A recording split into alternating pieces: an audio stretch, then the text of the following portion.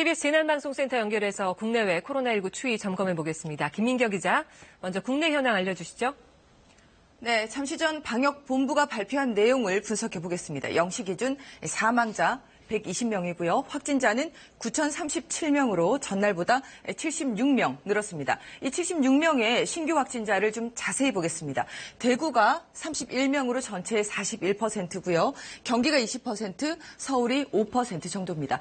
다만 오늘은 검역에서 20명의 확진자가 나와서 전체의 26%로 지금 대구에 이어서 많은 비율을 차지하고 있습니다. 이 검역에 관련된 부분 자세히 보겠습니다.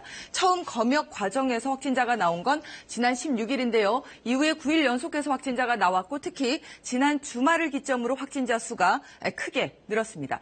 유럽 입국자 전체 진단검사가 실시되기도 했지만 일단 다른 나라에서의 감염이 빠르게 확산되고 있기 때문입니다. 최근 미국이 가장 가파른 상승세로 지금 확진자 수 4만 명을 넘었고요. 스페인 3만 명 넘었습니다. 독일과 이란 2만 5천 명 안팎이고요. 특히 이탈리아의 경우에는 6만 명을 넘어섰는데 이 사망자 수도 6천 명을 넘어서서 치명률이 10%에 가까운 상황입니다.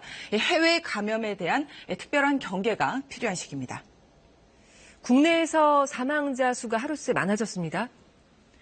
네, 오늘도 사망자 9명이 늘었는데요. 사망자가 꾸준히 늘고 있는 점이 우려스럽습니다. 연령대별로 사망자 수를 보면 지금 60대 이상이 전체의 90% 넘습니다. 고령층이 대부분을 차지하고 있고요. 최근 요양병원 등에서 집단 감염이 잇따른 영향으로 보입니다.